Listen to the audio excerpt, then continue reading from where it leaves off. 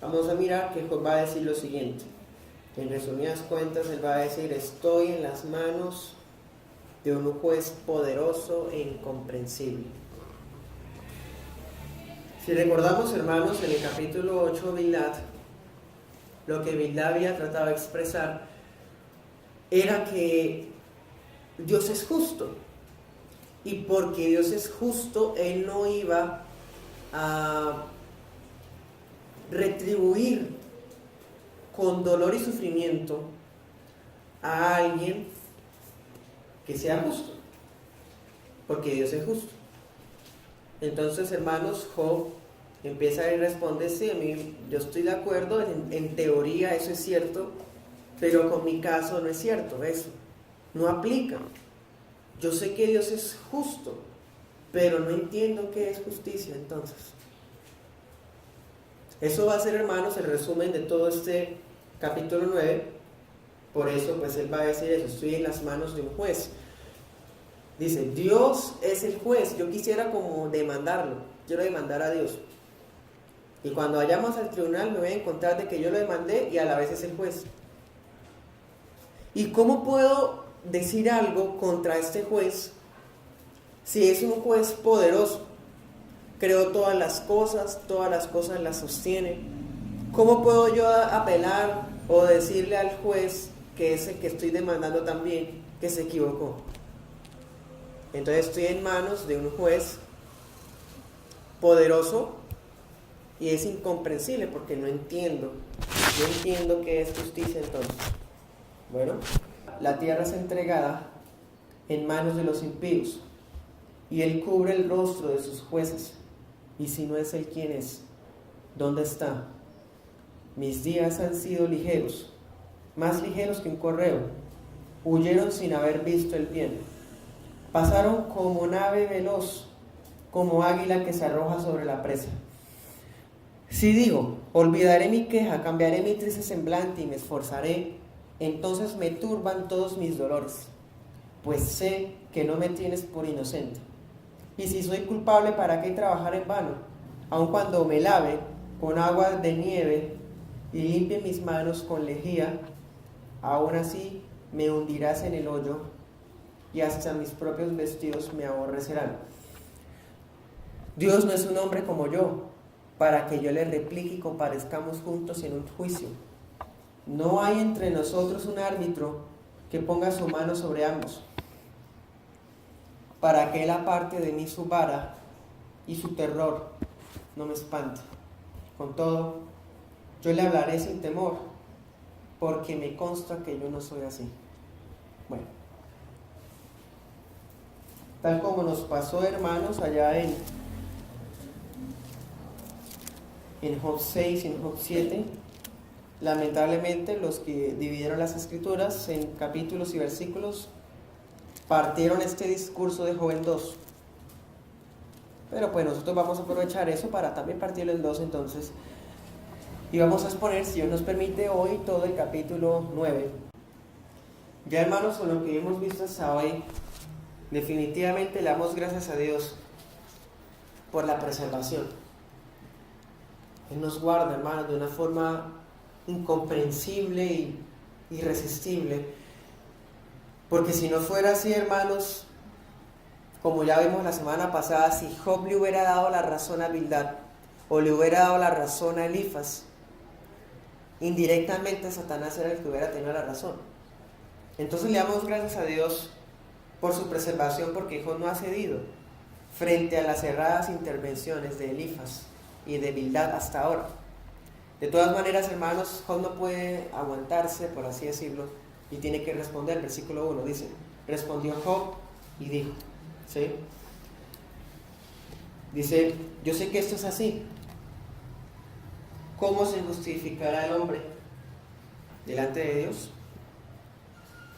En otras palabras, Bildad, yo sé, en teoría todo lo que usted ha dicho es verdad.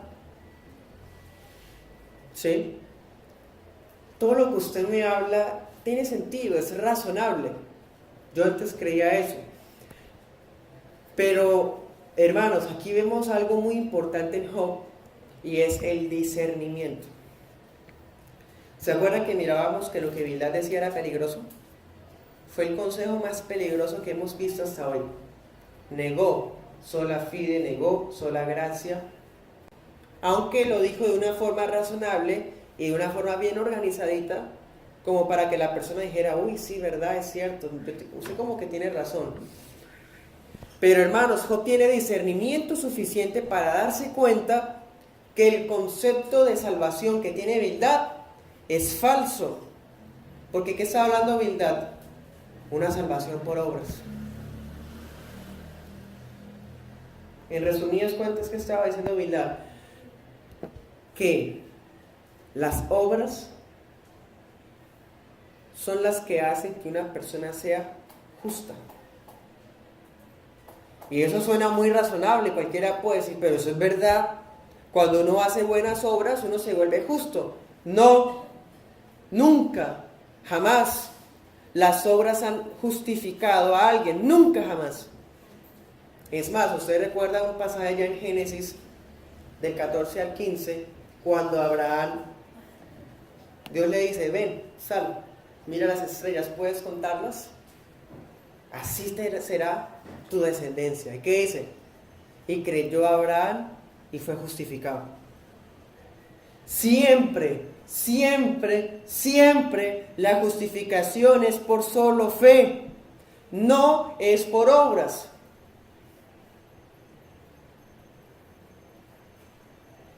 Si quiere hacer buenas obras y volverse santo por eso, inútil, cínico, ignorante.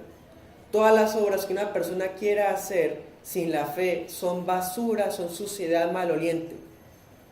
Por eso necesitamos la justicia de alguien perfecto, y ese hombre es Cristo. Bildad no sabía eso. Y Job se da cuenta que lo que Bildad está hablando es grave, está mal. Entonces Job le dice, es razonable, suena muy interesante, por poco me persuades. Pero póngase a pensar, Bildad, ¿cómo alguien puede justificarse delante de Dios? O sea, usted me está diciendo que se puede justificar si oro, si me arrepiento, si hago tal cosa, si digo tal cosa, si hago tal cosa. Eso no es así. ¿Cuándo o cómo un hombre puede justificarse? Entonces vemos, hermanos y amigos, que la respuesta de Job es certera y totalmente sana. Job sabe que ante Dios nadie puede decir que es inocente o que es justo. Eso podemos verlo también en Job 4:17. Elifaz también cree eso. Elifaz dice, ¿puede un mortal ser inocente ante Dios? ¿Puede alguien ser puro ante el Creador? O sea, hermanos, en ese caso, Elifaz y Job estaban de acuerdo. Pero Bildad, hermanos, tenía una idea bastante errada sobre lo que es la justicia y las obras. ¿Cómo puede una persona ser declarada inocente a los ojos de Dios? Versículo 3. Si alguien quisiera llevar a Dios a juicio, ¿sería posible responderle siquiera una sola cosa entre mí? En otras palabras, Bildad, usted está diciendo que alguien puede ser justo delante de Dios, puede volverse justo delante de Dios, pero llamemos a Dios a juicio, llamémoslo a un tribunal. Si Dios es el que está acusando, o el abogado, o el juez, o el demandante, cualquier argumento que Dios dé, ¿quién puede responderle algo? Nadie puede decir delante de Dios que tiene razón. Nadie puede decirle, Dios, yo soy justo. Eso es lo que usted me está diciendo, Bildad. Si yo pudiera llamar a Dios a un juicio, a un tribunal, nadie absolutamente podría contestarle ni una cosa entre mil. Ni una.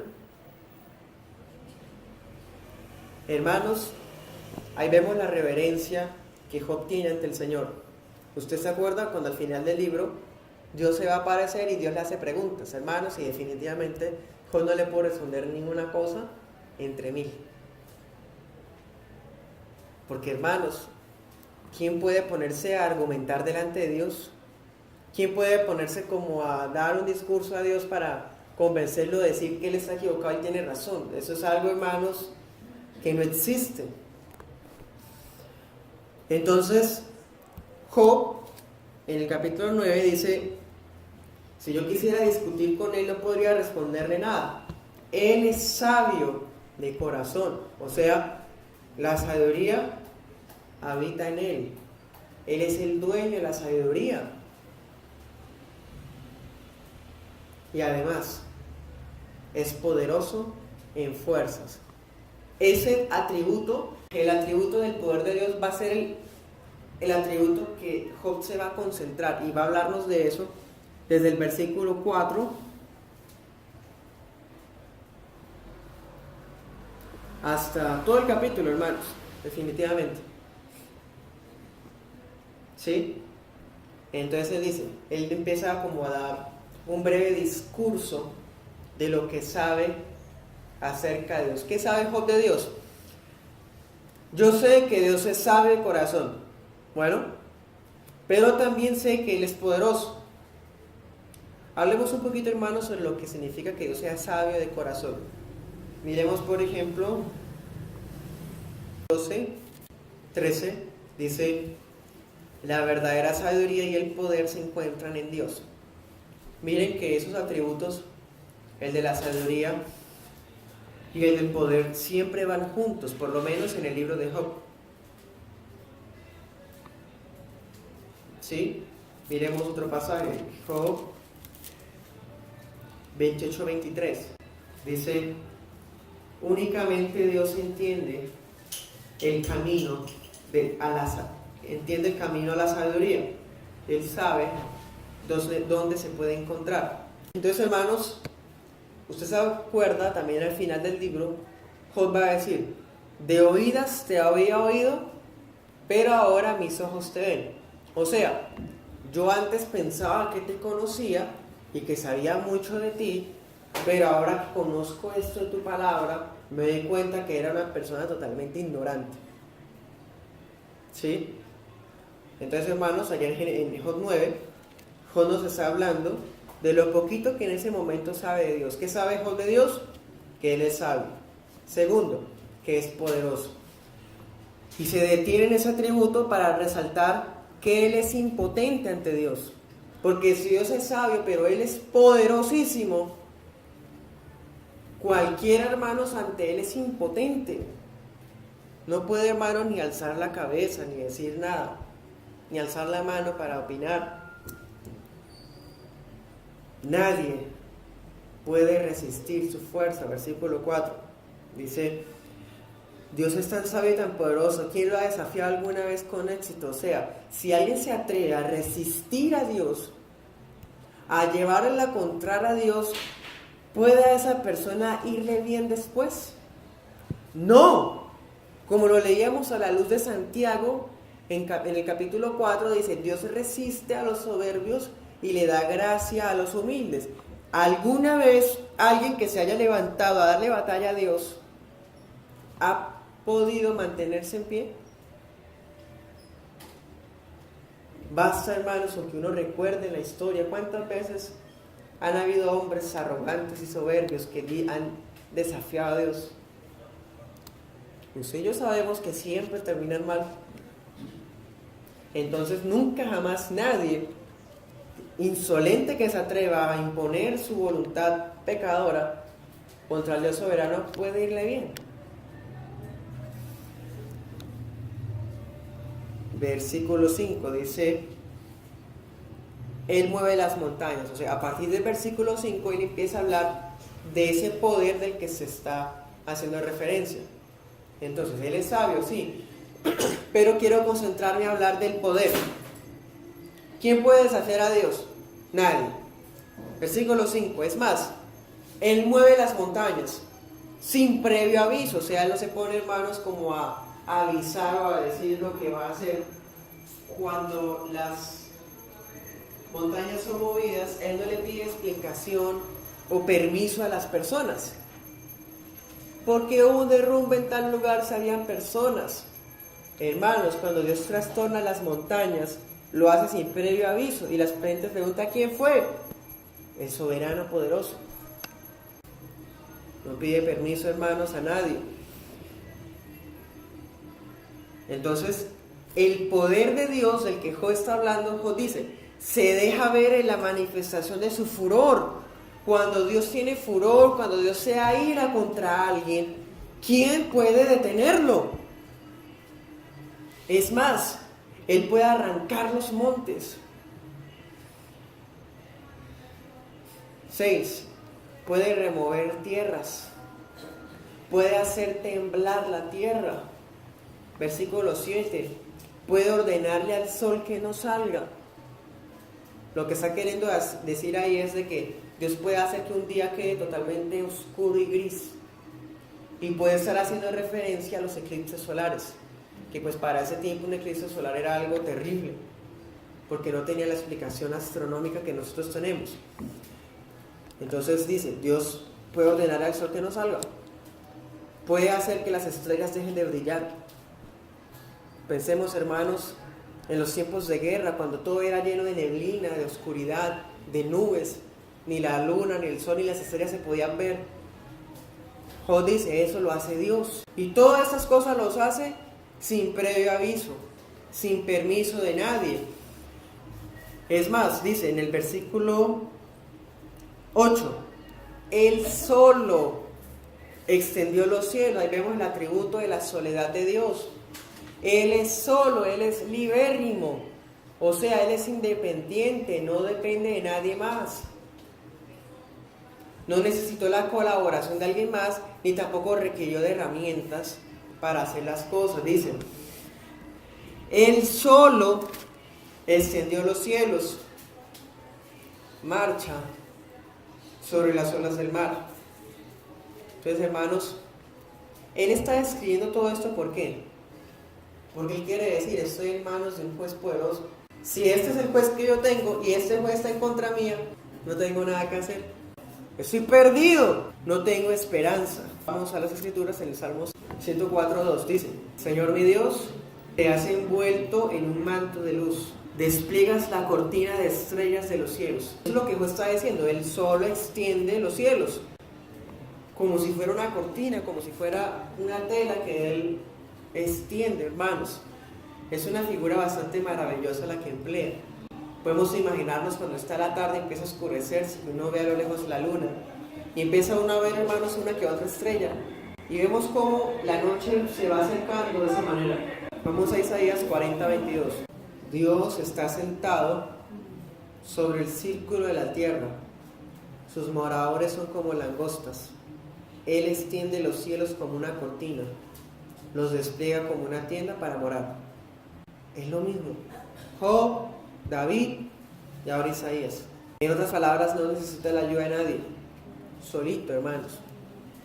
Él no dice, necesito los ángeles, vengan ángeles, ayúdenme. O vengan otro mediador, otra mediadora y vengan, ayúdenme. Él solo extiende los cielos, Él solo extiende los cielos y las estrellas como una cortina. Anda sobre el mar. Si usted conoce el mar, hermanos, sabe que es un monstruo terrible, imparable, indomable. Una tempestad en pleno océano es algo que es totalmente impredecible. Pues sabe, Dios anda sobre el mar. O sea, tiene el dominio sobre él, camina sobre él. Las olas arrogantes no pueden hacer nada contra él. Él anda sobre él de forma como cuando usted y yo caminamos, hermanos, sobre pasto. Eso nos recuerda a Cristo, ¿cierto? Cuando andó sobre el lago. Pues hermanos, Dios tiene dominio sobre la naturaleza. Y Job está diciendo, si Él es mi juez y yo lo quiero demandar, no tengo ninguna esperanza. Leamos otro pasaje, Salmo 77:19. Te abriste camino a través del mar, tu sendero atravesó las poderosas aguas, una senda que nadie sabía que estaba allí. Versículo 9. Hay tanto que decir sobre esto que no queda corto, pero las cosas que menciona son suficientes para resaltar lo grande que es ese poder. Dice, Él hizo las estrellas y menciona 4 constelaciones. Las constelaciones son grupitos de estrellas que aparecían en ciertas regiones del mundo y que eran usadas por los marinos para saber la dirección de donde debían ir. La más famosa, ¿cuál es? La Osa. También está el Orión, otro grupito de estrellas. Las Pléyades, otro grupito de estrellas. Y las Bodegas del Sur. Una forma de decir de que había unas constelaciones que él no podía ver, pero que él sabe que existen, pero que están hacia el sur, se pueden ver hacia el sur. Él las hizo, amigos, Él las extiende. O sea, este Dios poderoso que mueve las estrellas, las hace caminar, cuando quiere que dejen de brillar, las sella.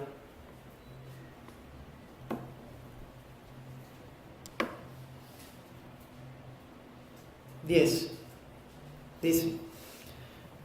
Dios hace grandezas, demasiado maravillosas para comprenderlas, realiza milagros incontables.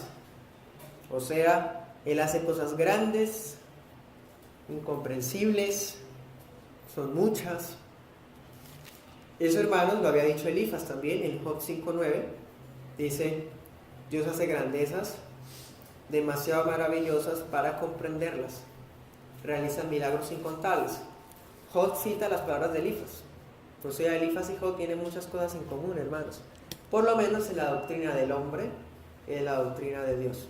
Y mira lo impresionante que es, que aunque Dios es sabio y refleja su poder en la creación, 11. Si Él se me acerca, yo no puedo verlo. Ahí está, hermano, lo paradójico.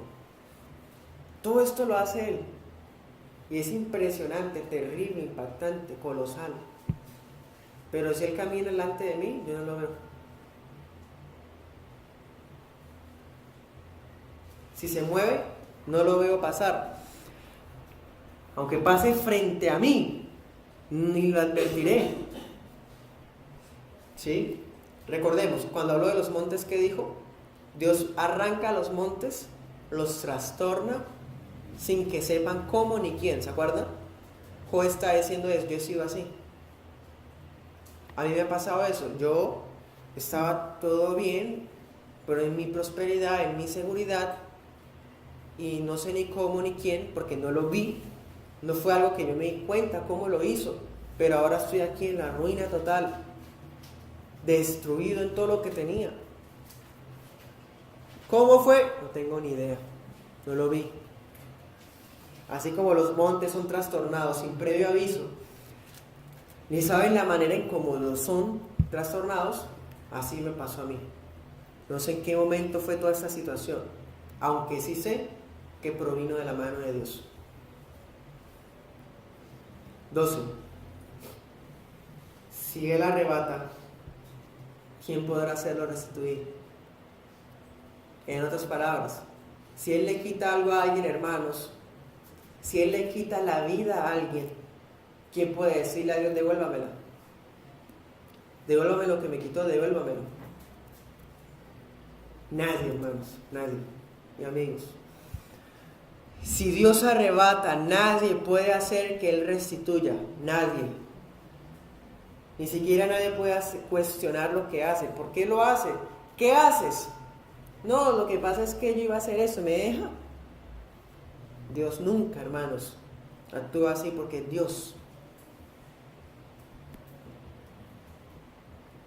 Hermanos, por eso es que es tan terrible, tan totalmente satánico el orgullo del ser humano, que a los días de hoy se atreva a decirle, a enseñar que Dios tiene que pedirle permiso a la gente para entrar en su corazón. Eso es una total estupidez, una total tontería. El Dios soberano es imparable, incuestionable. No le va a pedir permiso a nadie, hermanos, ni da explicaciones a nadie. Pero esto es producto, hermanos y amigos, de los movimientos humanistas después de la Revolución Francesa. Se le empezaron a otorgar derechos humanos al ser humano, derechos inventados en realidad, porque eso no existe, no es algo tangible, es una idea nomás. Y ahora los hombres se paran ante el tribunal de Dios a reclamarle a Dios sus propios derechos. Así es el ser humano, hermanos, tan soberbio, arrogante. Y cuando es con poca cosa, hermanos, decía Isaías, como langostas. ¿Qué es una langosta? Un grillo. Él está sentado en el círculo de la tierra y ve un grillo, hermanos. Entonces Dios va a poner el pie, ay, grillo, permiso, que voy a poner mi pie ahí, hermanos. La tierra se les trae sus pies y las langostas se tienen que quitar de ahí y de rendirle reverencia al Señor. Si Dios decide quitarle la vida a alguien, la sabiduría y la soberanía de Dios son imparables. Esto que Job está diciendo, hermanos, es una defensa. ¿Se acuerdan qué había dicho Bildad? Bildad había dicho: tus hijos pecaron, por eso Dios los mató. Entonces, ¿qué está diciendo Job? No. Indirectamente Job los está defendiendo, está diciendo todo lo contrario. Si Dios decide quitarle la vida a alguien, ¿quién puede reclamarle? ¿Quién puede decirle que no? ¿Quién puede pedir explicaciones? O sea, eso que le pasó a mis hijos fue la soberanía de Dios, y los defendió a ellos de las calumnias de Bildad. Hermanos, eso era un choque contra lo que Bildad enseñaba. Si alguien peca, tiene que ser muerto, decía Bildad. En cambio, como Dios es justo, un santo nunca va a ser dañado. Pero Job tiene claro, hermanos, lo que es la soberanía de Dios. Él no entiende la justicia. Él dice, es que no entiendo por qué me sucede, pero lo que sí puedo entender es que fue Él, porque Él es soberano, imparable, incuestionable, un juez poderoso e incomprensible.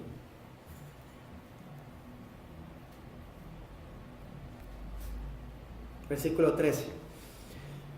Dios no contiene su enojo, o sea, si Dios siente ira, no la va a retener. En ese pasaje, hermanos, sí se equivoca Job. Job está diciendo, cuando Dios siente ira y se enoja contra alguien, Él no se retracta lo que siente, sino que hace que todos los soberbios y sus ayudantes caigan postrados ante sus pies. Hermanos, Job no sabe lo que pasó con Jonás. Job no sabe lo que pasó con Moisés. Dios dice, de aquí a 40 días voy a destruir a Nínive. Y Jonás predica feliz. El Señor les dice que en 40 días ustedes serán destruidos porque ustedes hacen obras de rapiña, corruptos, homosexuales, pecadores, inmundos, dañinos, gente. Bueno, hermanos, Jonás aprovecha y saca todo.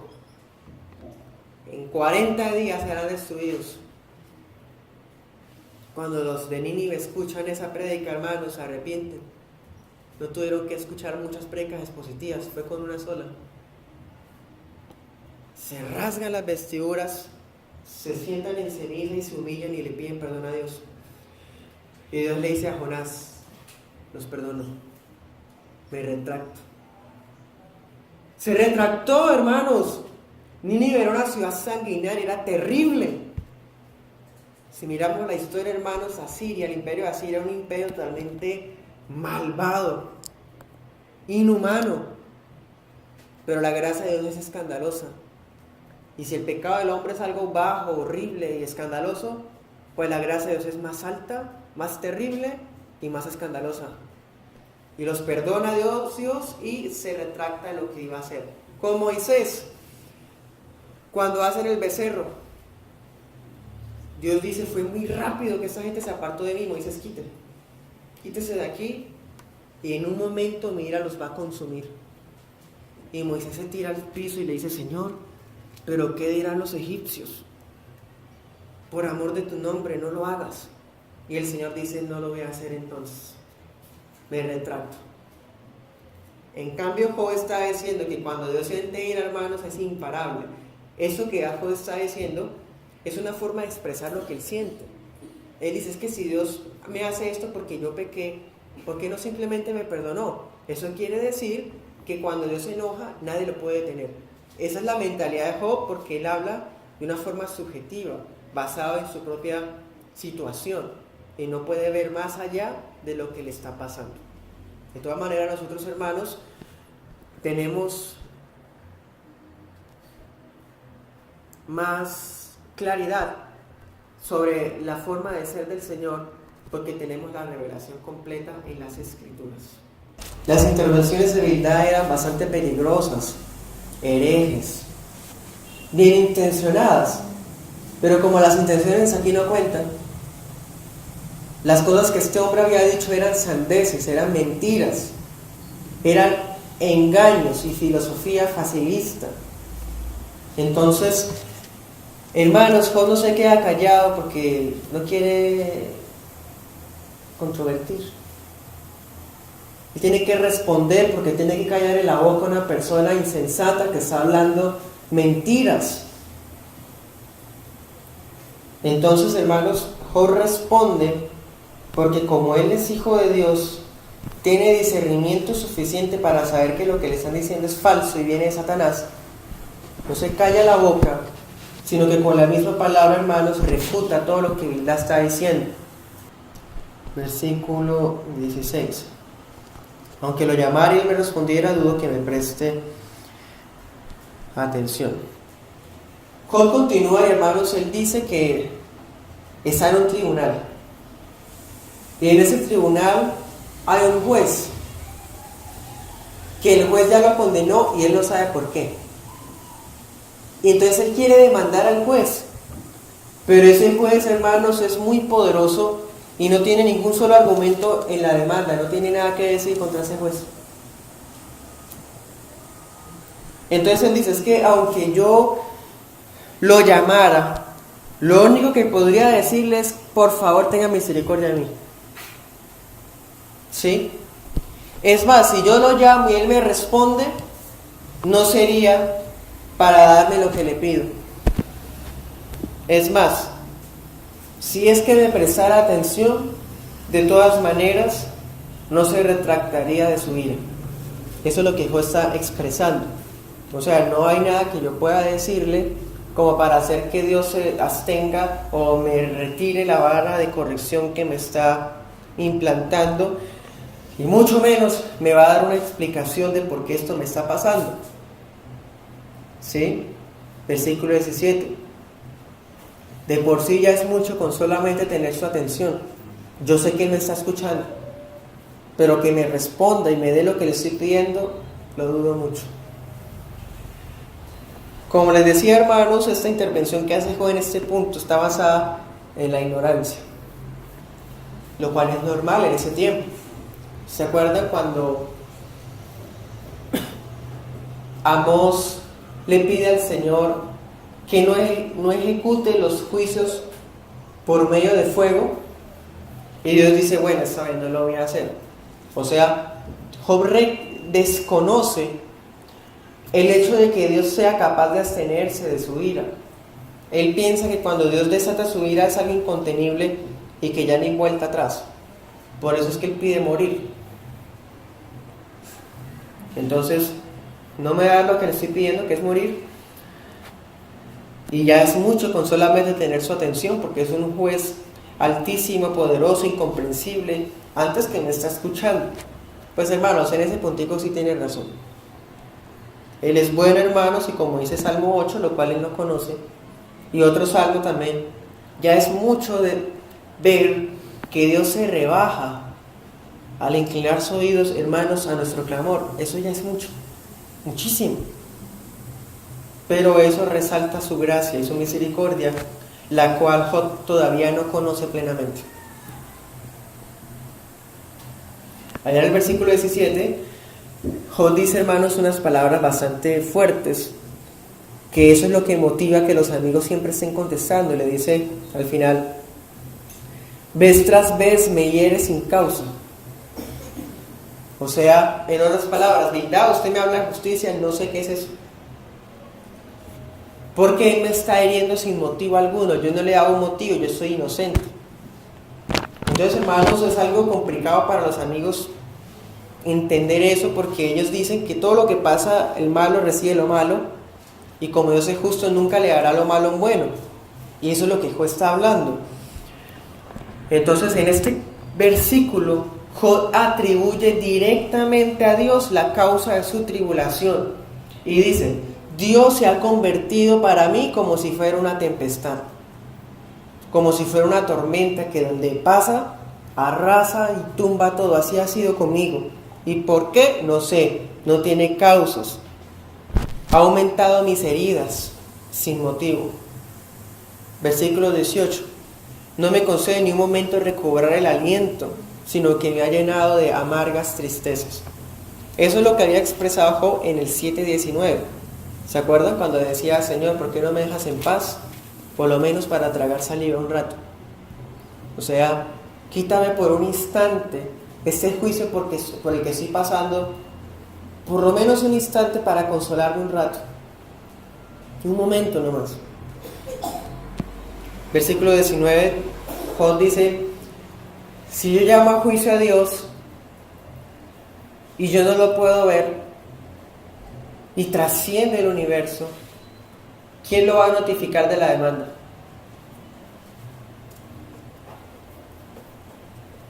¿Podría él asistir al tribunal?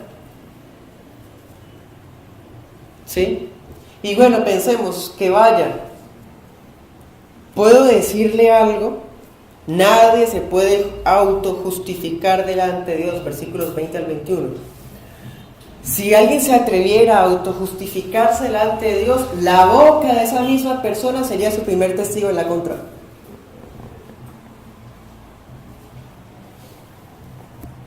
Entonces Dios dice: es que si yo fuera íntegro, si yo fuera perfecto delante de Dios, de todas maneras sería culpable y despreciaría mi vida. Eso se puede interpretar de dos maneras. Primero, para Dios nadie que crea que es justo plenamente, porque solo Él es santo. ¿Sí? Entonces despreciaría mi vida, o sea, sus argumentos serían puestos en poco, serían ignorados. Segunda interpretación, Job está queriendo morirse otra vez. Entonces despreciaría mi vida. Está hablando él en primera persona, diciendo: prefiero morirme, odio, abomino y estoy cansado, harto de vivir así, quiero morirme. Versículo 22, hermanos, una línea bastante fuerte. Dice: al perfecto y al impío Dios los destruye. Bastante fuerte. O sea, Dios no hace diferencias. Esa línea, hermano, pues suena bastante peligrosa y complicada, pero de una manera tiene razón, de alguna u otra manera. Por eso la Biblia dice en Eclesiastés y en Salmos que tanto el necio como el sabio se van a morir. O sea, de una u otra manera es cierto. Dios destruye tanto al necio como al sabio, porque es soberano y todos son criaturas. Y no hay ninguna cosa que motive a Dios dar sus bondades, sino solamente su gracia. Luego en el 23 dice, hermanos: Dios se ríe del sufrimiento de los inocentes. Para nosotros es un tanto complicado, hermanos, expresiones como estas. Pero no tiene el propósito de ser interpretada esta línea en forma literal. Ya hemos visto, hermanos, en estos 9 capítulos que Job es un libro poético. Así que está hablando en forma metafórica. La mayoría de figuras que se usan en este libro son poéticas, no son literales. Entonces, ¿qué es lo que quiere decir Job cuando dice que Dios se ríe del sufrimiento de los inocentes? No se refiere, hermanos, a que Dios esté burlándose de que un justo esté sufriendo. Se refiere a que mientras las personas reciben tribulación y azotes, sean inocentes o no, Dios permanece quieto. Esa es la idea que él quiere expresar. O sea, Dios permanece quieto. Dios no hace nada. Cuando las personas son azotadas, son probadas, Él no interviene. Se hace a un lado. Y no pone en cuenta, no tiene en cuenta si son inocentes o no. Eso es lo que está expresando Job, hermanos. Es una queja. No es doctrina. Es una queja. ¿Sí? Versículo 24 también quiere decir eso. Mientras los justos e inocentes están siendo azotados, Dios le está entregando la tierra a los impíos y le está cegando los ojos a los jueces. O sea, los impíos están prosperando, sus terrenos se están extendiendo cada vez más, mientras alguien como yo, que era íntegro, perdí todo. Es más, muchas veces los jueces toman decisiones y emiten sentencias a favor de impíos y de personas corruptas. ¿Por qué? Porque es Dios el que le cegó el entendimiento. Y dice Job, si no es Él, ¿quién más? ¿Dónde estaba cuando esas cosas ocurren? Entonces, hermanos, son quejas lo que Job está expresando, y también son cuestionamientos que no son directamente contra Dios, sino contra lo que ellos consideraban que significaba la justicia. En este capítulo es cuando Job empieza a pedirle a Dios explicaciones. Lo llama para pedir explicaciones. Es como si, hermanos, estuviera apelando a él, como si estuviera citándolo al tribunal, siendo que él es el mismo juez. ¿Sí? Y si es el juez todopoderoso, él no puede alegar inocencia. Si él es el juez y a la vez lo está acusando, el caso de Job está perdido. Ya perdió. ¿Sí? Este juez es perfectamente imparcial y además es todopoderoso. ¿Quién puede alegar algo a favor de Job? Ni él, ni tampoco puede haber nadie que interceda por él, como dice el versículo 33, 32 y 33. No puedo discutir con él, y tampoco existe un mediador entre nosotros. O sea, nadie puede interceder por mí como si fuera un árbitro. Nadie puede interceder por mí como si fuera un abogado. Ni siquiera mis amigos me han consolado. Por lo tanto, versículo 35, quiero morirme. ¿Sí? Desea morirse.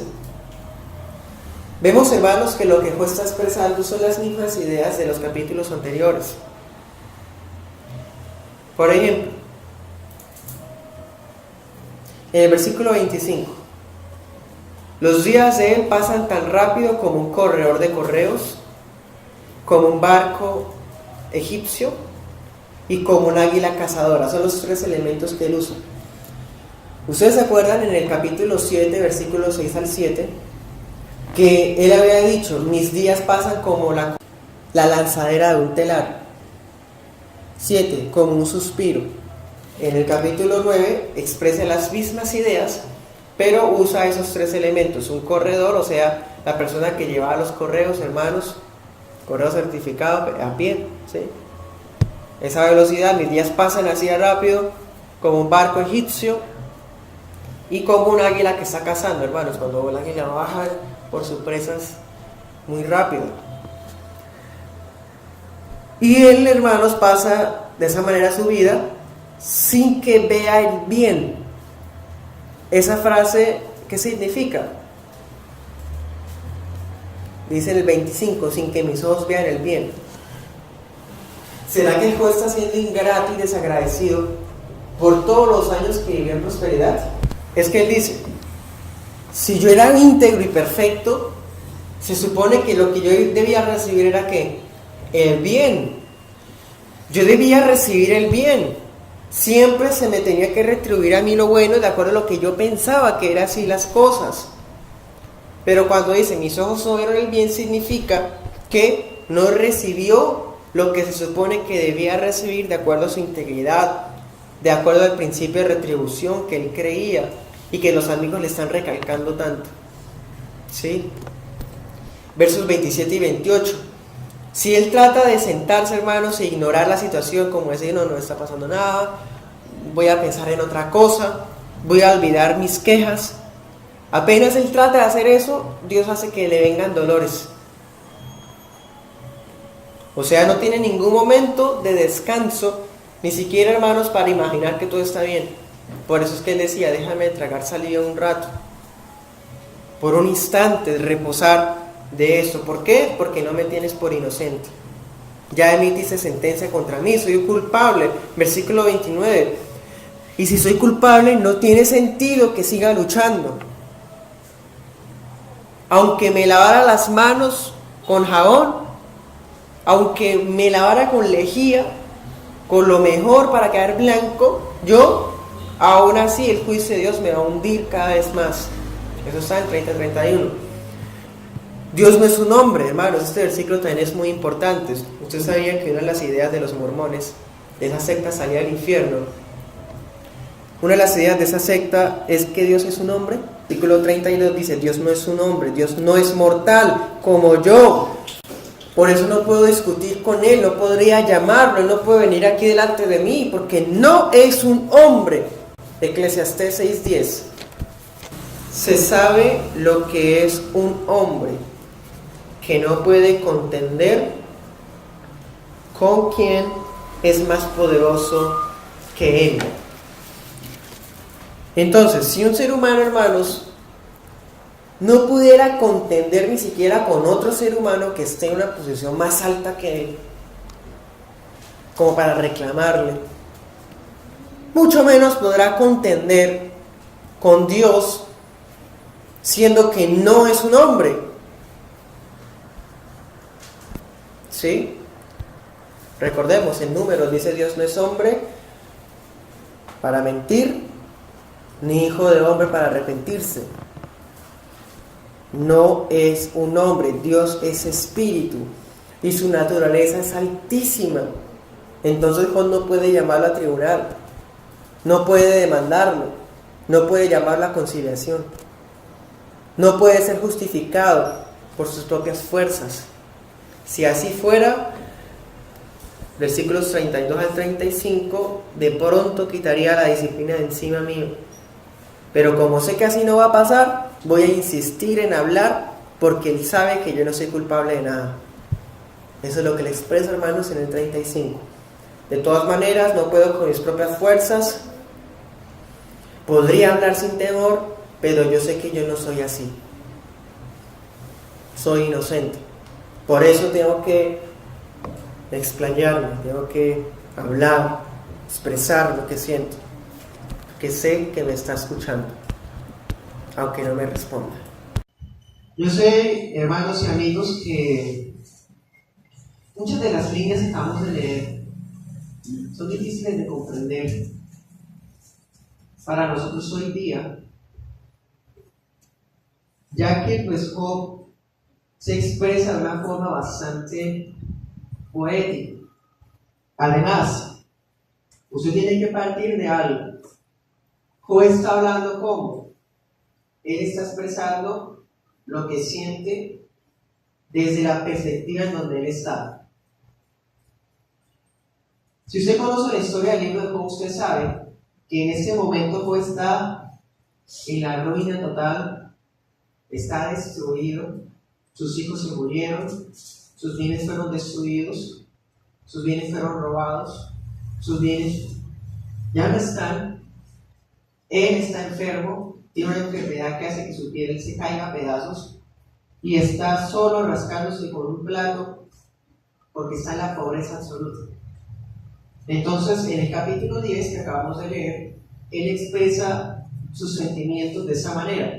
Entonces usted tiene que partir de eso, de que eso que estamos leyendo es una expresión sentimental, una queja existencialista de lo que él siente en ese momento.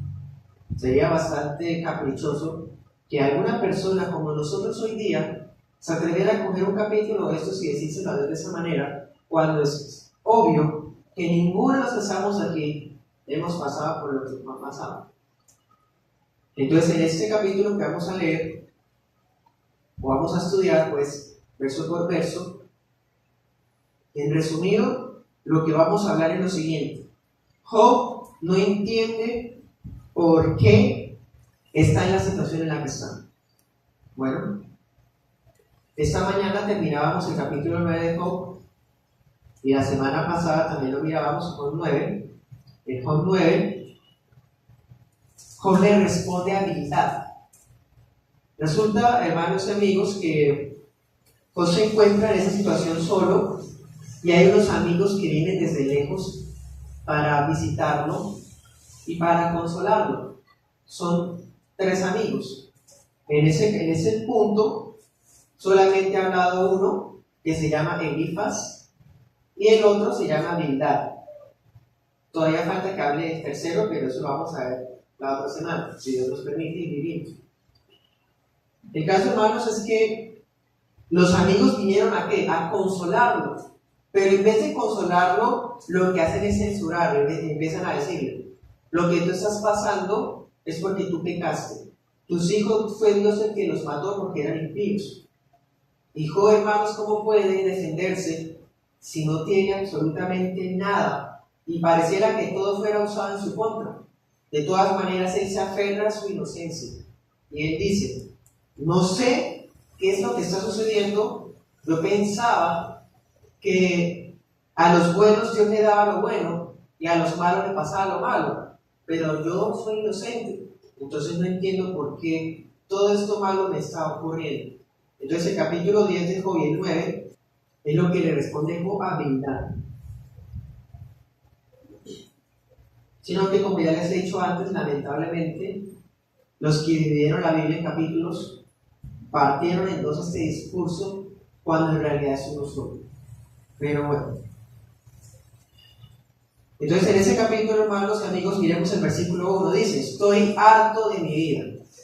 Él expresa lo que siente, y lo que siente en resumido es: estoy cansado de vivir de esa manera porque no le encuentro sentido a mi situación, y además de que no encuentro sentido, no encuentro salida. No sé de qué manera habrá una solución para todo esto. Entonces él dice: estoy hastiado de mi vida. Es un dicho amargado en realidad. Pero ojo, en ningún momento Job está en depresión. En ningún momento Job está con ganas de suicidarse. Ojo con eso. Por eso él, lo único que tiene para consolarse es expresar sus sentimientos de esa manera. ¿Sí? Explotar.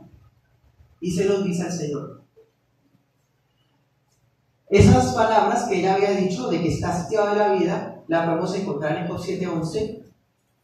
Ella lo había dicho de otra manera. Dice: es que tengo que expresar mi amargura. No puedo evitar hablar. Estoy lleno de amargura. ¿Sí? Eso lo había dicho en el 7:11.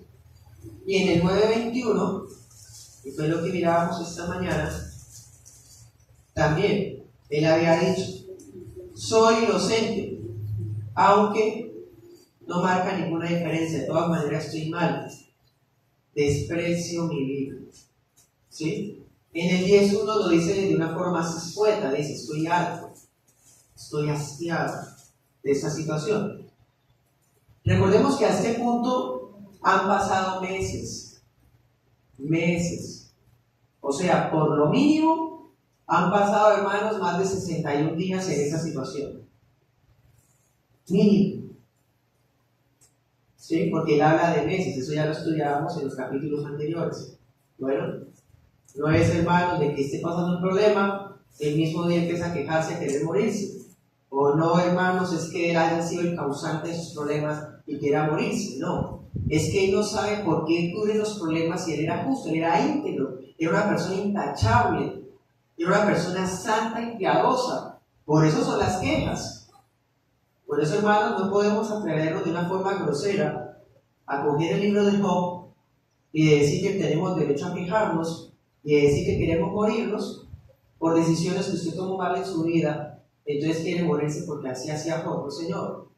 Y pensando que es bastante arrogante compararse con Job. Lo que pasa es que Job no entiende. Él no entiende porque no ha hecho nada. Él se mira a sí mismo. Ni siquiera los amigos tienen nada que decir contra él. Versículo 2. Miren cómo dice. Le diré a Dios, no me condenes de plano. Dime qué cargos tienes contra mí. En otras palabras, sí, exploto, estoy hastiado, me quejo y le expreso mis sentimientos al Señor. Pero hay algo que le digo a Él. Sépanlo, amigos míos. Yo le digo a Dios, no me condenes ya. No aplastes contra mí tu mano, tu poder, tu furor. No dictamines contra mí una sentencia condenatoria cuando ni siquiera sé cuáles son los cargos en mi contra. Dime cuáles son los delitos que cometí por lo menos.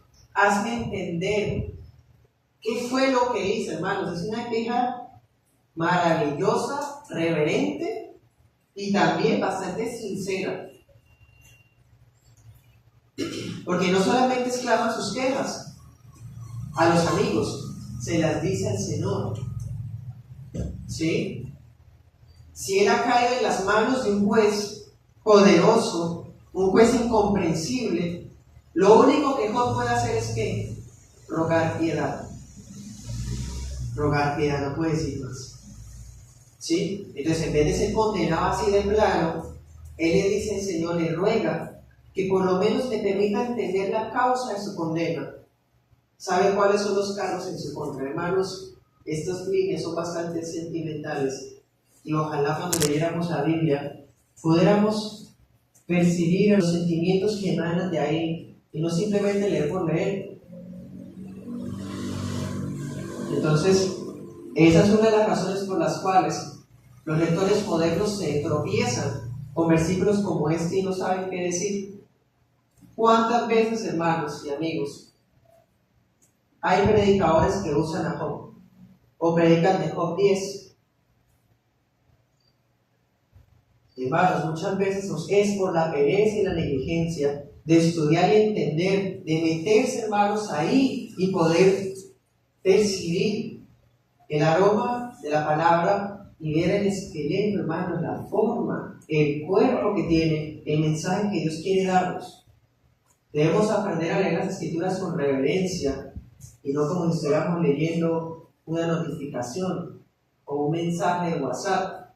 Esto, hermanos, las Escrituras son para meditar en ellas. Porque un capítulo como este no está en la Biblia ahí de adorno. Porque toda la Escritura es inspirada por Dios y por lo tanto ella es útil. Y Job 10 también.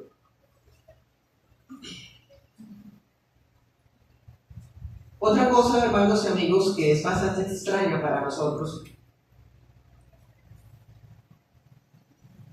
está en el versículo 3. Dice, ¿qué ganas con oprimirme? ¿Por qué me rechazas? Siendo obra de tus manos, mientras favoreces los planes de los malvados. Eso suena bastante atrevido. Entonces, para nosotros hoy día leer un versículo como este y que alguien, hermano, se atreva a hablarle a Dios de esa manera es un tanto complicado, pero no. Por eso es necesario partir del contexto. ¿Qué es lo que está ocurriendo con Job? Mejor dicho, ¿qué es lo que quiere expresar? Lo primero, ¿qué quiere expresar? Quejas, no cuestionamientos. Él no quiere hacer cuestionamientos a Dios. Él no quiere renegar. Él quiere quejarse, derramar su corazón. Además, no es la primera vez que lo hacen. Recordemos, 9, 23 y 24. Dice, cuando azota la plaga, Dios se ríe de la muerte del inocente. Toda la tierra está en mano de los malvados. Ciega los ojos de los jueces. Si no es Él quien lo hace, entonces ¿quién? Ya lo había expresado en el capítulo 9. ¿Y qué era lo que había querido decir? ¿Cómo es posible que yo, siendo justo, piadoso y que me he guardado la integridad hasta el día de hoy, esté tirado por el suelo, mientras sé que hay impíos que tienen sus tierras, que prosperan? ¿Sí? Eso es lo que quiere expresar. Lo que quiere decir es que, Señor, yo soy obra de tus manos. Ahí vemos, hermanos y amigos, que Jorge reconoce que, primero, Dios es el creador del ser humano. Segundo, que cuando Dios nos creó, el ser humano es la única criatura que Dios empleó sus manos para formarnos. Tercero, si Él es el creador, nosotros somos la criatura y por lo tanto no tenemos derecho a exigirle nada al creador, sino solamente andar, hermanos, cabizbajos delante del Rey, al cual nadie jamás puede cuestionar. Cuarto, si somos obra de las manos de Dios, Él tiene derecho soberano para decidir si nos quiebra como barro que somos, nos vuelve a hacer o nos usa como instrumentos de honra. Porque somos obra de sus manos.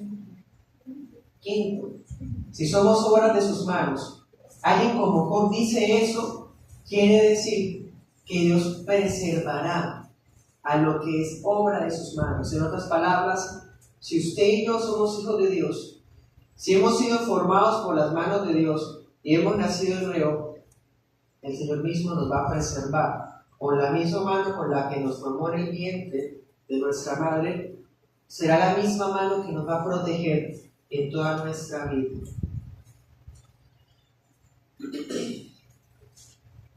Entonces José queja y dice: yo soy obra de tus manos. Ahora, si soy obra de tus manos, ¿por qué me estás oprimiendo? ¿Por qué me oprimes? ¿Sí?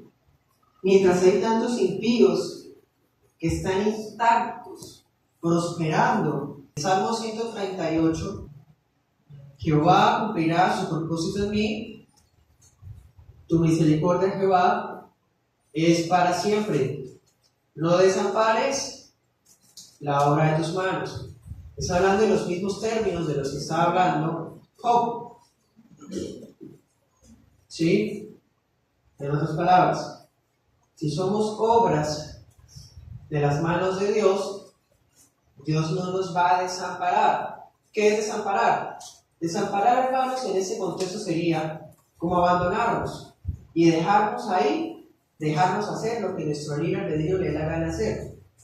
Eso no existe, eso no es posible que Dios haga con uno que es hijo de Él, porque Él no desampara la obra de sus manos. En cambio, ¿qué es lo que hace? Cumple los propósitos. Cumple su propósito en mí, porque yo soy obra de sus manos. ¿Qué pasa entonces, hermanos y amigos? Y este vaso de barro, pobre y miserable, se atreve a decirle: Dios, el propósito que usted tiene conmigo no me importa, no me gusta, no lo quiero, para después mejor. ¿Qué pasa? Pues, hermanos y amigos, usted nunca jamás ha tomado agua escogiendo un vaso y el vaso nunca le ha dicho que no. El vaso, usted, la jarra, lo que usted se imagine, no se pone a pelear con usted ni a decir que no haga usted lo que usted quiera con él. Si nuestros vasos pudieran hablar, a nosotros no nos importa, sino que los seguiríamos usando, ¿cierto que sí? De la misma manera, nosotros somos vasos en las manos del Señor, barro en sus manos, y Él cumple su propósito en nosotros, aunque estos barros se atrevan a crujir sus dientes y a dárselas de muy independientes, autónomos y rebeldes. Él cumple su propósito en las vidas de las personas y nadie jamás se ha muerto sin cumplir ese propósito. ¿Qué pasa entonces con los grandes impíos que han fallecido? Personas terribles, malas, genocidas, asesinas. La escritura dice en Isaías y nos enseña que el ser humano fue creado para la alabanza, la gloria de Dios. Filipenses dice que las rodillas se doblarán delante de Cristo, de los que están en los cielos, en la tierra y debajo de la tierra. Entonces, si no le da la gana adorar a Dios en esta vida, tendrá que hacerlo en el infierno para siempre. Pero de que adoran a Dios, lo adorarán, y nadie jamás podrá escaparse de ese propósito, porque el soberano creador nos hizo con un propósito, y un vaso no puede romper ni frustrar los propósitos de un Dios altísimo. Job lo sabe, David lo sabe, sépanlo también en esa parte. Entonces, por eso es que José queja, hermanos. Él dice: no entiendo los propósitos. Por lo menos hazme entender lo que motivó esta situación en la que estoy. No entiendo, pero algo sí sé. Responde a un propósito. No entiendo, y tal vez más adelante lo sepa, pero sí sé que estoy en las manos de un juez que es poderoso y que es fuerte. Así, hermanos y amigos, sepamos que si somos hijos de Dios y pasamos por el fuego de la prueba, el mismo Señor con su misma mano nos va a proteger. El oro sacado antes de tiempo va a quedar sucio, va a quedar con esquilas de escoria. En cambio, si permanece el tiempo necesario en el oro va a salir puro. Entonces, el Señor no nos va a desamparar, porque Él va a estar pendiente de qué, de que el fuego de la prueba consuma toda esa escoria, toda esa obra de las carnes, toda esa maldad, toda esa corrupción. ¿Para qué? Para hacer de nosotros una fe preciosa, más preciosa y pura que el oro. Entonces, la mano de Dios no nos saca de las pruebas, sino que nos da las fuerzas para resistirlas y para poder salir fuertes y victoriosos en ellas. Versículo 4. ¿Son tus ojos como los de un ser humano? ¿Ves las cosas de la misma manera que la gente? Miren que esas preguntas que Job hace no son cuestionamientos directos, son preguntas retóricas. Las preguntas retóricas son preguntas cuya respuesta es obvia y que no necesitan ser respondidas. Dice: ¿son tus ojos como los del ser humano? Obvio que no. ¿Sí? La pregunta está armada de tal manera que la respuesta está obvia. Luego dice: ¿ves las cosas de la misma manera que la gente? Claro que no. Miremos las escrituras. 1 Samuel 16:7. Un pasaje muy conocido, pero que ha sido también, igual que otras escrituras, arrancado de su contexto. 16:7 dice: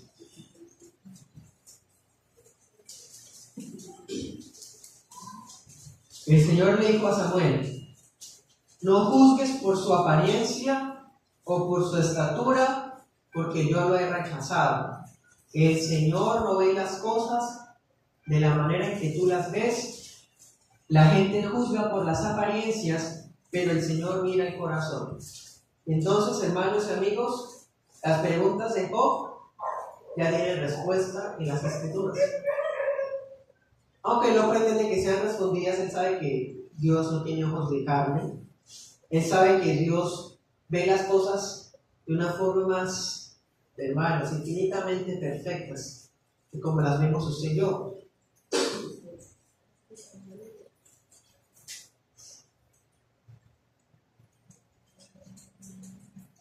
¿Sí? Entonces, ¿qué es lo que quiere expresar Job? Él está extrañado. Él está extrañado porque es como si dijera: soy inocente, pero es como si no se diera cuenta. Ellos son impíos, pero es como si no se diera cuenta. Por eso pregunta: ¿acaso ven las cosas como los demás las ven? Sí, pero es retórico no más. Dios No ve como nosotros vemos, ni juzga según las apariencias como lo hacemos nosotros, que apenas las primeras impresiones son las que más cuentan. A veces tenemos prejuicios con las personas, tenemos ideas contra ellas, y cuando hablamos con ellos nos damos cuenta que éramos unos maliciosos, engañadores, perversos. Porque usted sí lo puede hacer con otros, pero que no lo haga con usted. No tenemos derecho a juzgar por las apariencias, y somos candados a eso. Pues sepa que Dios no es así. El Señor, su mirada, hermanos y amigos, ve todas las cosas de forma perfecta.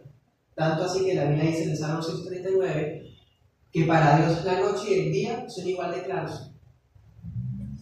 Nadie se puede esconder en la oscuridad, en las tinieblas de la noche. Nadie, absolutamente nadie.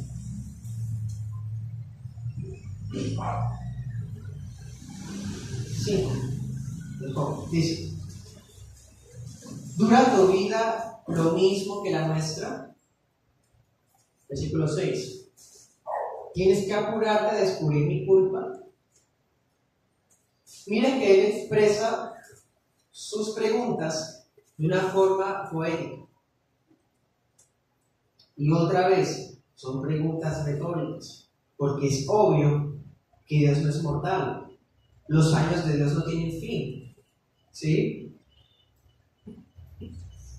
Entonces, ¿qué es lo que él quiere expresar? Lo que Job está diciendo es lo siguiente: ¿acaso Dios tiene limitaciones como los seres humanos? ¿Limitaciones como qué? Pensemos, el transcurrir del tiempo. El transcurrir del tiempo nos envejece, ¿sí? Nos llena de afanes, de ansiedades muchas veces. A Dios no le afecta el tiempo. Él no tiene limitaciones como los seres humanos. Miremos Job 36:26. Dios es grande y nosotros no lo conocemos, ni es posible seguir el curso de sus años. Entonces, no es posible saber cuántos años tiene Dios.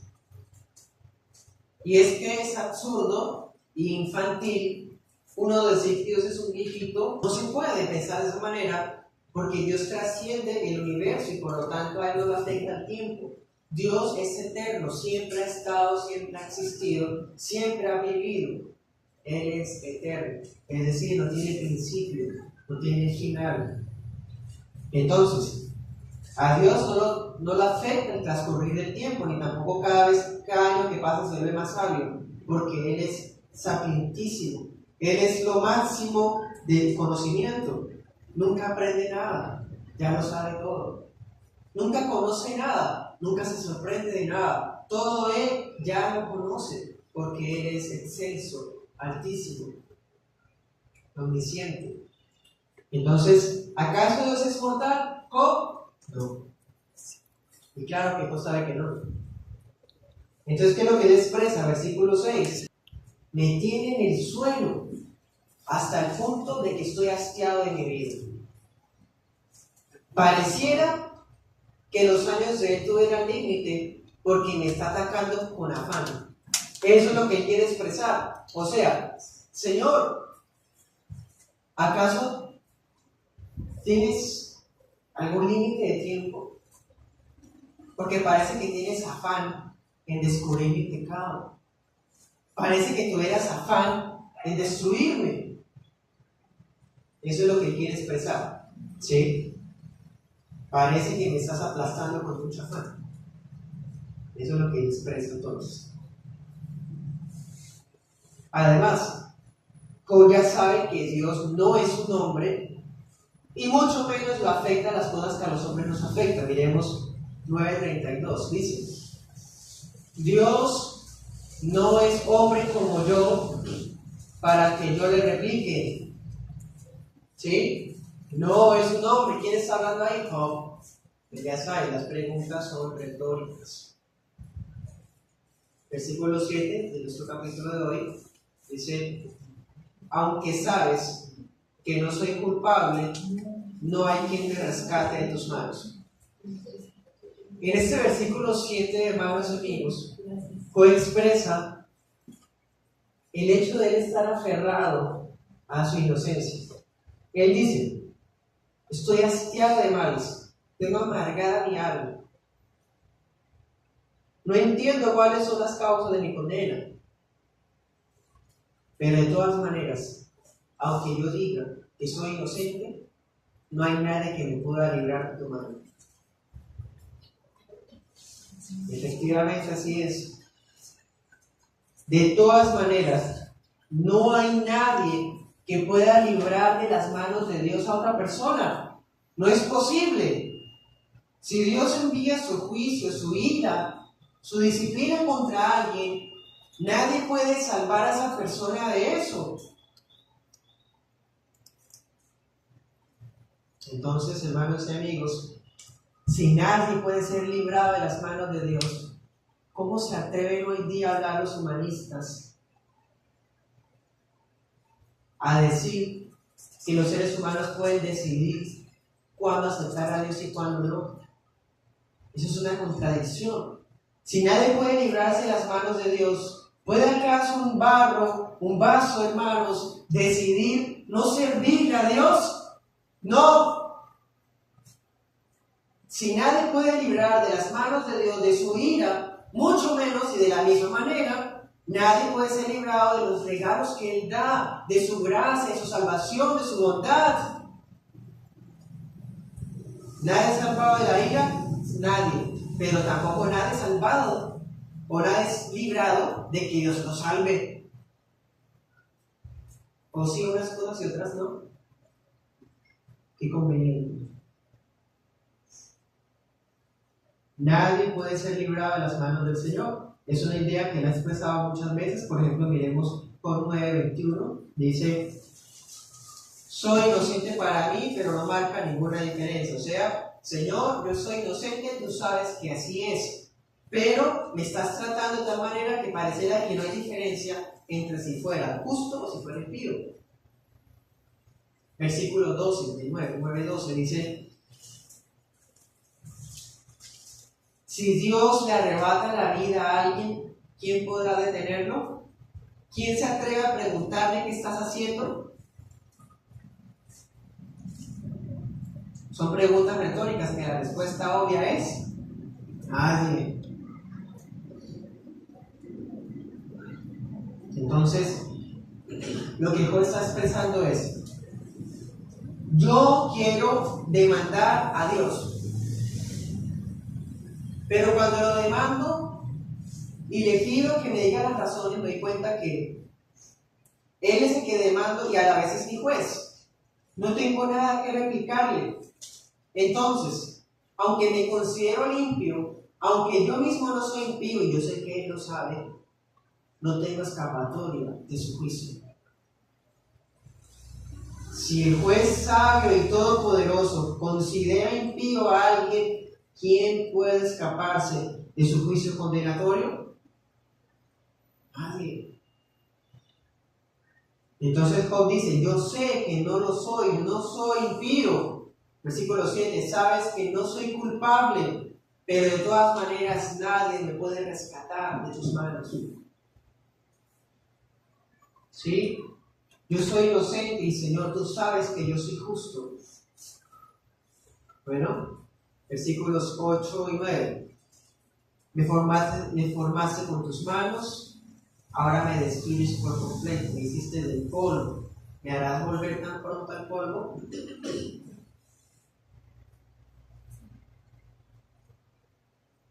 Las manos de Dios fueron las que lo formaron del barro de la tierra. ¿Esa historia dónde está? En Génesis, ¿cierto? Capítulo 1 y 2 nos dice que el Señor formó a Adán ¿de dónde? Del polvo de la tierra. Entonces lo que Job está diciendo es, tus manos me formaron y con este trato que me estás dando, ¿quieres deshacerme el polvo otra vez? ¿Sí? Miremos 7:21, es algo que también había expresado antes. Job había dicho, ¿Por qué mejor no perdonas mi pecado y me quitas la culpa? Pues pronto me acostaré en el polvo y allí moriré. Cuando me busques me habré ido.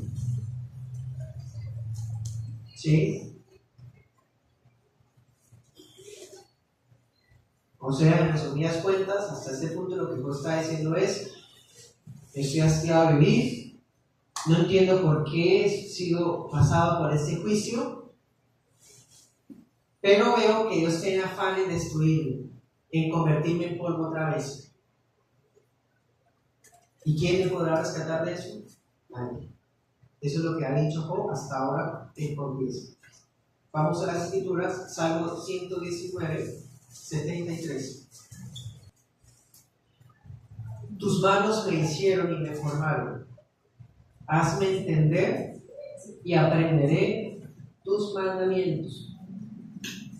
Tus manos me hicieron y me formaron. Es la misma idea que Job había expresado. Bueno, ahora bien, Jehová, tú eres nuestro Padre, nosotros somos el barro y tú el alfarero. Así que obra de tus manos somos todos nosotros. Eso es lo que les estaba diciendo, no son inventos míos. Se está escrito y punto. En los versículos 10 al 11, allá de Juan 10, que es el texto principal, dice: tú guiaste mi concepción. Versículo 11, me vestiste con piel y carne. Versículo 12, me diste vida. En esos versículos Job describe el diseño que Dios le ha dado. O sea, Dios guió, hermanos, todas las etapas de nuestra vida, desde antes, hermanos, de estar en el vientre. Todo nuestro tiempo, hermanos, cuando fuimos formados, fue Dios el que entretejió nuestros miembros, nos dio forma en el vientre. ¿Sí? Entonces, lo que Dios expresa es: tú me diste forma con tus manos, siendo yo polvo, allí en lo oculto de la matriz, me formaste. Y ahora que me sacaste de allí, me estás destruyendo. ¿Qué sentido tiene? Son preguntas, hermanos, quejumbrosas. Esa forma de expresar cómo Dios lo creó, también la expresa David en el Salmo 139, 13. Dice: tú formaste mis entrañas, me hiciste en el vientre de mi madre. Te alabaré, porque formidables y maravillosas son tus obras. Estoy maravillado y mi alma lo sabe muy bien. No fue encubierto de ti mi cuerpo, aunque en oculto fui formado y entretejido en lo más profundo de la tierra. Mi embrión vieron tus ojos, y en tu libro estaban escritas todas aquellas cosas que fueron luego formadas, sin faltar una de ellas. Entonces, tanto Job como David habían expresado, hermanos y amigos, el hecho de que Dios había formado a la persona desde el vientre. Es muy clara la palabra al decir que los fetos, los bebés que están siendo formados en el vientre son personas, son seres humanos. No son un montón de células. Son una persona en formación. El aborto es un homicidio y punto. Y los homicidas no entrarán al reino de los cielos. Ni tampoco los que se complacen en eso y le dan propaganda a esas obras totalmente satánicas. Job le dice al Señor: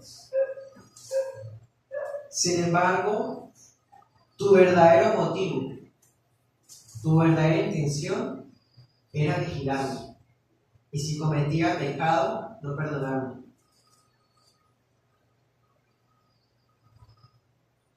Entonces, Job reconoce que fue Dios el que le dio la vida y que es el mismo Dios el que hace que el Espíritu permanezca en él.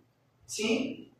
Aunque él está hastiado de morirse y ha sido destruido en todos sus bienes y en su familia, a excepción de su esposa, Él sabe que si está vivo es por Él, porque el espíritu de vida todavía lo preserva Dios en su cuerpo. Sin embargo, Él siente como si a pesar de que Dios lo mantuviera con vida, Dios hubiera estado pendiente de Él en el momento en que pecara. Como si estuviera pendiente de cualquier pecado para escribirlo y de esa manera no considerarlo justo, sino tener una razón para enjuiciarlo. Eso es lo que Juan está expresando bastante fuerte. Es como si le estuviera diciendo: Dios, ya sé que lo que usted estaba haciendo entonces. Yo pensé que todo estaba tranquilo, pero no. Pues estabas mirando cualquier error que yo cometía para sacármelo en cara y tratarme ahora como me está tratando. Eso es, hermanos, lo que está expresando Job.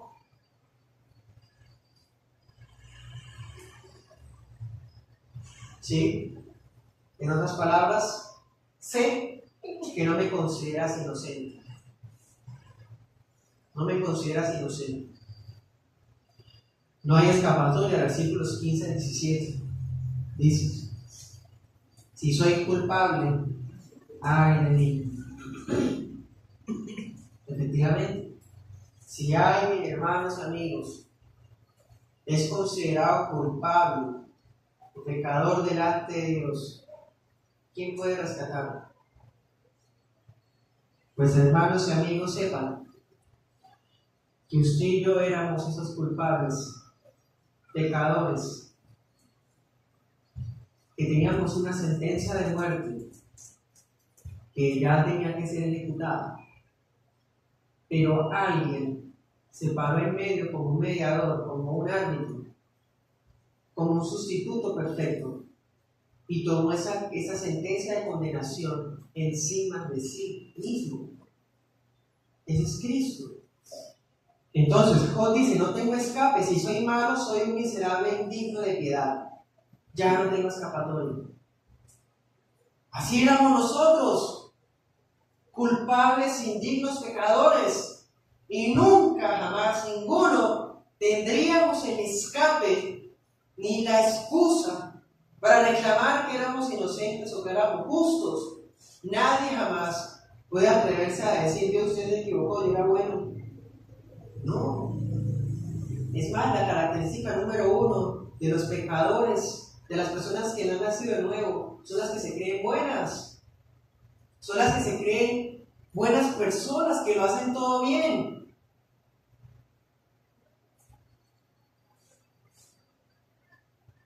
Tú y yo éramos esos culpables, indignos, y ay para nosotros.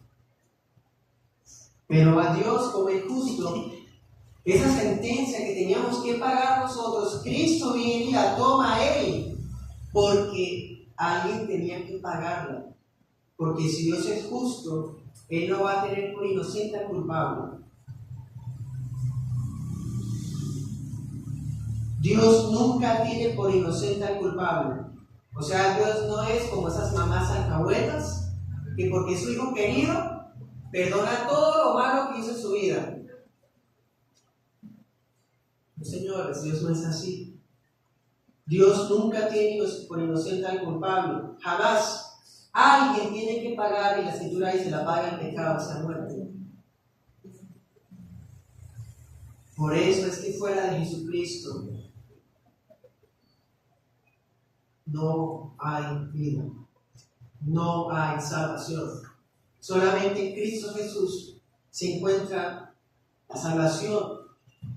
Porque esa condena de muerte, esa paga del pecado, que era la muerte, Él la pagó por aquellos por los que se dio en la cruz. Entonces Job dice: si soy culpable, ay, sí. Y nadie se escapa de la condena. Tanto así que Dios tuvo que aplastar a su propio Hijo en la cruz. Derramó sobre Cristo la ira eterna, justa y santa sobre Él, hasta destrozarlo. Porque alguien tenía que pagar los pecados abismales de nosotros. Y no podían quedarse sin paga. Entonces, si una persona no quiere seguir a Cristo, o quiere seguirlo a la manera de Él, esa persona, Cristo no se dio por esa persona y tendrá que pagar ese castigo porque nadie lo ha pagado por él. De todas maneras, sepan que todos éramos culpables, pero como Cristo murió por nosotros, nos eximió, no nos eximió, tomó la sentencia sobre él y nos hizo justos a nosotros por la fe en él. Entonces, sin la fe en él, los ayayay siguen vigentes para usted. Sin él, si usted no quiere seguirlo a él, el castigo todavía está pendiente. Porque solamente aquellos por los cuales murió son los que creen en Cristo. Porque dice, para que todo aquel que le crea no se pierda, sino que tenga vida eterna. ¿Quiénes? Los que crean. Y punto. Y en 10:15 dice, si soy inocente no puedo mantener mi cabeza en alto. Entonces, Dios, si soy pecador, si soy malo, no tengo escapatoria. Pero si soy inocente, no puedo alzar mi cabeza, porque estoy avergonzado, estoy lleno de sufrimiento. Me has tratado como si yo hubiera sido pecador, entonces soy inocente. Yo sé que sí, tú sabes también que sí, pero no puedo alzar mi cabeza.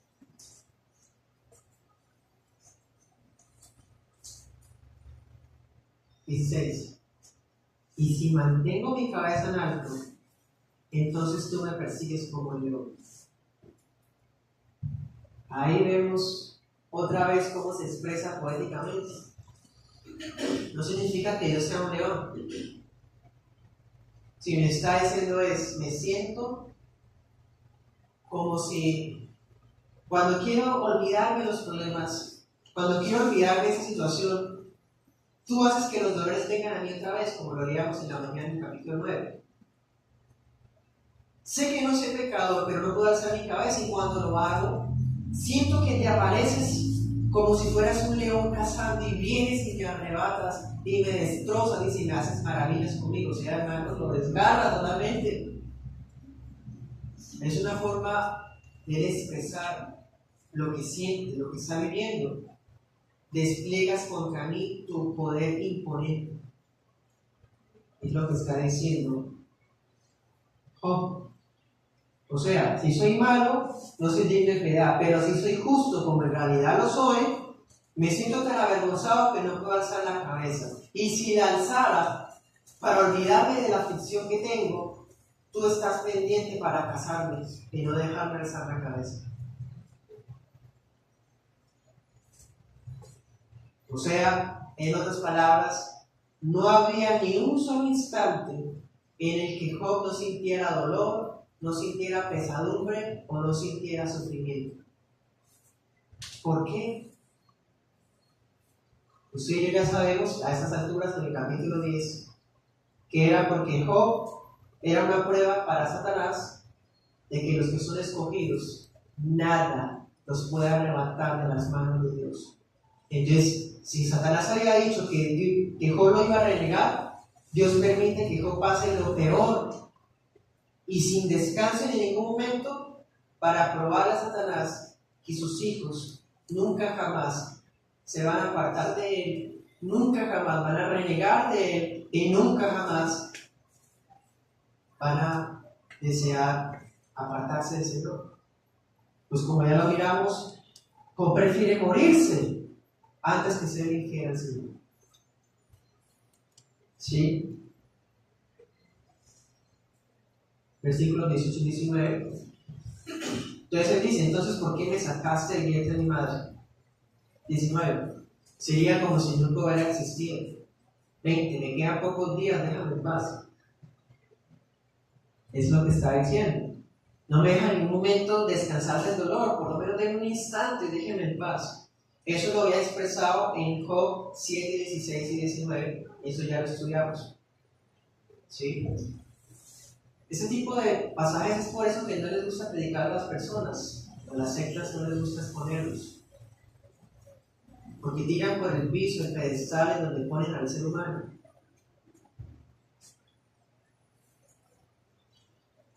Entonces Job dice, yo sabía que todo esto iba a pasar. Yo sabía cómo iban a hacer las cosas, entonces ¿por qué me sacó del vientre de mi madre? Yo no hubiera existido. Eso ya lo había dicho, ¿se acuerdan? En Job 3:11 al 13. Y ya había dicho eso. Entonces, él termina diciendo, 21, antes de irme, para nunca más volver. 22, es una tierra tan oscura como la medianoche. O sea, mis días son pocos, ya se me van a acabar. La vida del ser humano es como un abrir y cerrar de ojos, como un suspiro, como la lanzadera del tejedor, como un corredor de correos, como un barco, como un águila cazando. Así es la vida del ser humano, pasajera, rápida. Déjame por lo menos disfrutar los últimos días de mi vida, descansando de ese dolor que me has provocado. Le dice al Señor. ¿Sí? Aparta por un momento el juicio que tienes contra mí para sentir un poco de consuelo, antes de que tengan que partir a la tierra de las tinieblas, o sea, antes de morir. Mire que siempre es poético, siempre es poético. ¿Sí? O sea, déjame descansar antes de que muera. Eso es algo que está expresado también en otro pasaje. Vamos a Salmo 39, 13. Y terminamos.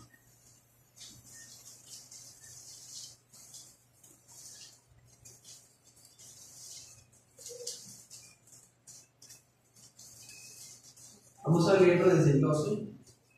Dice: oye mi oración, Jehová, escucha mi clamor, no calles ante mis lágrimas, porque soy forastero para ti y advenedizo, como todos mis antepasados. Déjame y tomaré fuerzas antes que vaya y muera. ¿Sí? Eso es lo que está expresando Job también. Señor, hazme entender la razón por la que estoy pasando por esto, pero por lo menos déjame descansar un instante, porque siento que estoy próximo a morir. Entonces, estos pocos días que me quedan, déjame descansar antes de que vaya a ese lugar desde donde nunca más podré volver. El que muere jamás puede regresar de ahí, aunque hayan medios en televisión diciendo otra cosa, ¿no? O aunque hayan sectas y religiones que recen a los muertos, hagan cosas semejantes. El que va al lugar de los muertos nunca podrá regresar de allí, y si es impío, mucho menos. Entonces, hermanos y amigos, Dios es soberano, Dios es santo, pero nosotros que somos obras de sus manos, seremos preservados por Él hasta el final. Y más ahora que conocemos a Cristo como Job no lo conoció, nosotros sabemos que el castigo de nuestra paz ya recayó sobre Cristo. Entonces tenemos un consuelo mucho más potente del que tenía el mismo Job. Oremos.